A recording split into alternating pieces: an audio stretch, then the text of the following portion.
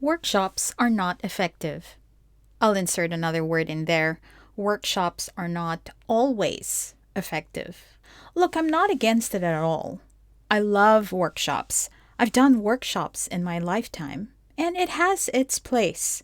But when you want to retain what you've learned and actually make use of it in the real world that will give you results, then that's when it's not really effective.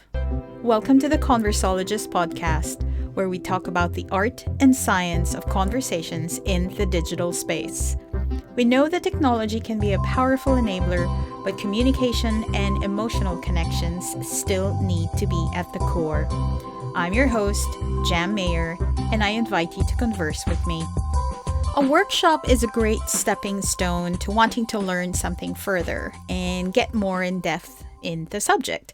It's longer than a webinar, so you take more hours or days to attend one. So it's immersive. That's why it's called a workshop. You learn something, you apply it, do some exercises, or at least practice it within the session. You're brainstorming and you're practicing it in order to retain the knowledge, and then you apply it with the guidance of a trainer or a teacher. That's why some workshops can take a few days or longer, so that you have that full immersive environment. You listen to the trainer during those days and you get amongst it and practice a new skill. And if time permits, you have breakout sessions and discuss with the other participants. It's actually awesome. Now, there are a few things happening here. During the workshop, you're practicing with what the trainer or the subject matter expert has given you. In a traditional workshop, you get, say, a booklet. It could be digital, could be printed, and you follow the steps. The thing is, and I want you to think about this, the booklet, or some call it a workbook, may or may not be relevant to what you need to accomplish. Before you considered the workshop, you had a goal. You wanted to learn X. And when you sign up for the workshop, you had expectations, right? You saw the learning outcomes and the agenda. And we all know that you don't always get the full outline, right? There will be bullet points, and this helped you decide to join. The reality is you probably only needed to learn bullet point 1, 3, and 6 out of the 10 in the list. So even before you stepped into the session, you already know it may or may not be relevant to what you need to accomplish. You join anyway, right? And sometimes you think it is, well, look, there are 10 in the list. I only need 3. That means, the other 6 is actually a bonus, so no problem. Now, let's go to the workshop session. So yes, it is practical learning, but most of the time you're working on someone else's project, not yours. As an example, there is an exercise you need to do with a group. In this case, I'll talk about social media marketing or digital marketing, right? You need to create a Facebook page, and you do it as a group because you need to assign a step to one participant in order to accomplish that exercise, right? And the booklet says to choose a fictional company, or maybe someone from the group can nominate theirs. You're lucky if the group works on yours, so the other participants in that group will just follow along. And who do you think gets the benefit out of that group session? Only one person. Think about the impact and efficacy of that exercise. Another thing happens. You go through the practical learning and you take down some notes and you go, oh gosh, I need to do this when I get back to work. It's going to be part of your to-do list. In the breakout session, what happens is that you've got one person from the group that has a better learning experience and has accomplished a Facebook page for their organization. The rest of the group will then take down notes and say, oh, this is what I'm going to do for my header for my Facebook page, or this is how I'm going to optimize it, and I have to write the description or the bio, and so on and so forth. And maybe there's a checklist in the booklet or workbook, which they will take back to work along with their notes because, they didn't really get the chance to do it for their business. There are little bitsy things in order to create a Facebook page. And you're taking all these notes and you go, yeah, that is what I'm going to do when I get back to work. this is what I'm going to do. Here's my to-do list. And actually, if you think about it, depending on how long the trainer has given you in order to do the exercise and apply the lesson, I'm almost sure that when you get back to work, you're going to do the bare minimum, if you're lucky, or if you have the time. You go back to work, you are then going back to the usual day. You go back to work on other things, you do other stuff not related to what you've just learned in the workshop because you just have to, right? Unless you're really someone who's very organized and committed and it's part of, an expectation from the boss, then you would probably be able to write that bio on the Facebook page, or you'd be able to create that header in the next few days, right? Again, going back to what I mentioned earlier, it may or may not be relevant to what you need to accomplish. So you're basically not reaching your goal, or you're working on someone else's project. Another thing is that when the workshop is over, you've learned a lot of great things and you feel good about it and you're moving on to apply it at work. But depending on how long the workshop is, you're probably overwhelmed with all of the information. As I said, you've got those notes. And what happens when you go back to work wanting to use the new skills, but you end up just using a small portion of it, or probably not at all? Okay, remember that booklet? If it's printed, you decide to put it in your bookshelf. If you've got one in your office or wherever, you file it somewhere, put it near your desk. I've got my little bookshelf in my office. So when I go, come back from a workshop, that's what I do. And it is eventually forgotten because you have to do your usual to-do list at work. Mine is gathering dust as we speak. And what happens now in terms of retention? If you're not actually using it at work and you forget what you've learned in that workshop, the one you just spend a lot of money for, or, your organization, if you work for an organization or business, is, well, you've actually forgotten it. Maybe months from the workshop date, year, a month, 3 months, we don't know. Could be a year, 2 or so. You go, hey, I learned that one thing when I went to this Facebook workshop. What was it again? And how did I do it again? And how do I change and optimize it? And what happens is that you spend more time trying to refresh yourself and maybe go through help articles, or go to a Facebook group or a community, or go back to the trainer perhaps and say, hey trainer, if it's feasible, can you just I have a few questions from the workshop. And then maybe you go to the same workshops, and then maybe you go to the same workshops. Of course, in this case, if it is social media, then if it's a year after, then it would be an updated one. And then you refresh yourself. But because it's, let's say, basic, yes, you learn new things because it's updated. But what's happening is you spent a lot of time already during the first workshop, not really reaching the goal or reason you joined in the first place.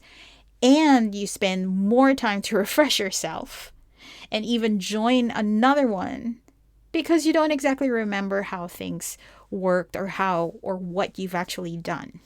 No wonder why organizations don't invest much in their staff training, because they don't really see the ROI from it. Sound familiar?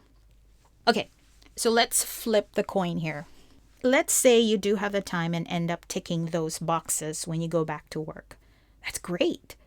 The reality is that when you've just learned a new skill, you have to actually do it a few times consistently in order to retain the knowledge. As they say, practice makes perfect. So when you're there, you take an extra hour doing it either outside of work or during company time, because you're still learning it. You just absorb the new information. This is then dependent on what your to-do list looks like. It could be a priority, or maybe there's a need, or the boss expects you to do it. That's why I say that it isn't always effective, or workshops aren't always effective, is because what's important is how you retain the information long enough to actually impact your work. You need practical learning and ongoing work for higher retention. A traditional workshop is finite. There's, it's 4 hours, it's for 3 days, and it's done. It's not ongoing, and it depends on what organization you're in. I mean, of course, you'd love it if the company you work for has a continuous learning program. But I know of very large organizations that don't even have that in place at all. If there is, usually it's more for compliance training than upskilling their staff. So, continuous professional development is great, but most of the time they think it's an extra expense. But that's what the staff actually yearns for. They want to do better at their job. So, if you think about it, they're actually learning on their feet and it is more self study. So, after all these years hearing the same thing over and over, coupled with my personal frustration over traditional, might I add, archaic educational systems, I thought I'd experiment on a framework of sorts. So, after a year of beta testing, I develop a system or a process for learning to make it more effective. It starts with a nerdgasm huddle. Yes, you heard that right, nerdgasm. So, a nerd, by definition, is someone who is devoted to, intellectual, academic, or technical pursuits. Or in my own words, well, someone who is hooked and passionate about a certain interest. A gasm or orgasm is intense excitement, which in this case is an aha moment.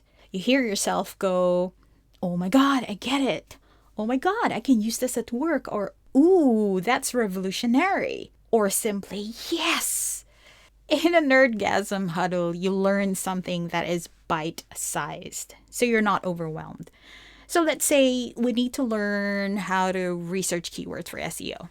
That's a huge task in itself. Instead of learning even the basics in a few hours, you break it down in smaller chunks. We focus on using, say, a keyword tool or learn how to research basic research keywords, right? The lecture part is short. The simpler the better. The group then works on the new lesson by applying it in, their own work. It's a breakout session, so the individual works on their own, but alongside a few more people in case you need to reach out and ask questions. Sometimes to validate whether they're on the right track, and no theoretical or fictional organizations here. So they're really doing the work. This is where you literally are doing the work that you're supposed to or expected to do in order to level up or move on to the next step. You're working on your to-do list during the session, not after the workshop. So you're learning and working at the same time. After the breakout session, each person then shares their aha moment or moments, or in this case, a nerdgasm to share to the group. So by sharing your own discovery to others, you are repeating what you've just learned, which will help in retaining the learning. What's happening here is it's called collaborative learning. In a group of 5, you learn not just one, but 4 other lessons or discoveries that you might not have seen if you just did it yourself. Or instead of just learning one thing from the trainer, you get more.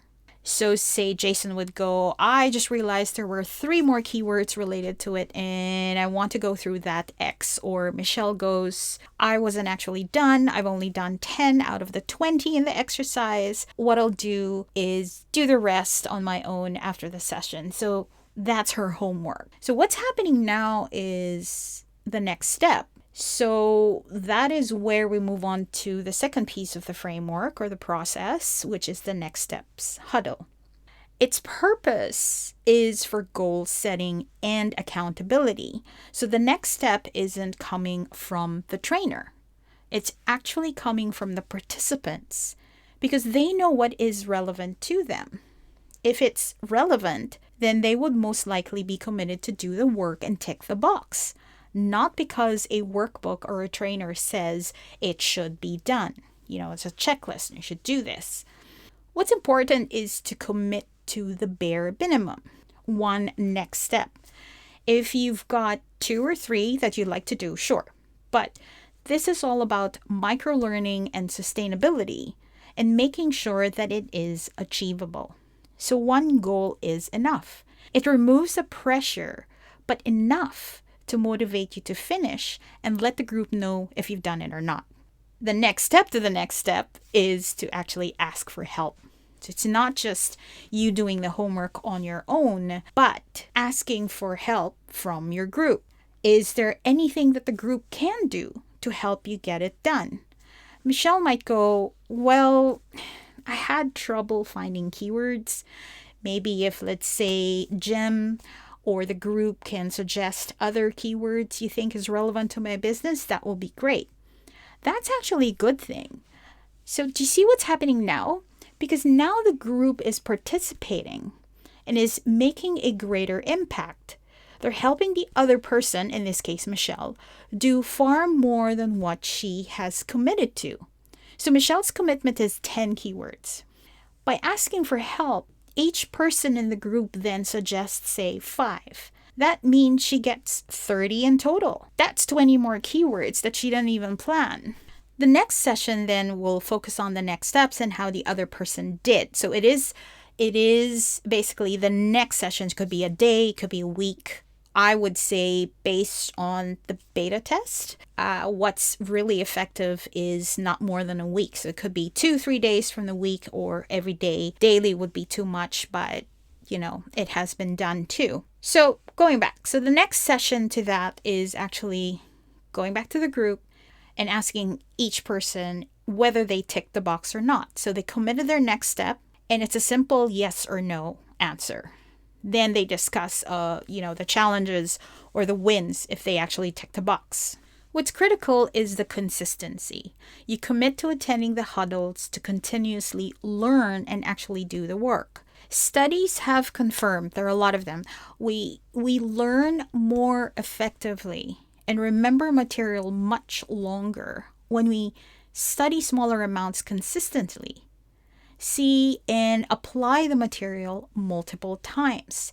So practice occurs in multiple short sessions over a long period of time with an acceptable amount of space between each session. So going back to what I mentioned earlier, we recommend not more than a week in terms of spacing and do another session, because if you go over a week, that's too long of a time and you will forget. So every 2 to 3 days is a good space to go back to another session. It could be the same or a continuation of that bite-sized learning or lesson from the last. So within this framework, it's a win-win, especially for busy professionals and business owners. We have little time in our hands and we have so many things to do. And as you know, learning is always the last thing that we prioritize, and it's not even a priority, but it's always in the back of our minds. Like, we need to learn more about this so that we can move forward. It is definitely a win-win for you and the organization. So that's it for episode 18. I hope this has opened your mind to adapt to a sustainable learning framework. I'd like to thank Jason, by the way, who said, "I wish this was how we learned in school when I shared the huddles." I'm proud to be doing this for you in my pursuit of a healthy learning ecosystem. I'd love to hear your thoughts. If you're on Anchor.fm, leave me a voice message or drop a comment on social media. Hit that follow or subscribe button to be notified of the next episode in your favorite podcast app. Till the next episode, thanks for listening. And remember to keep the conversation going.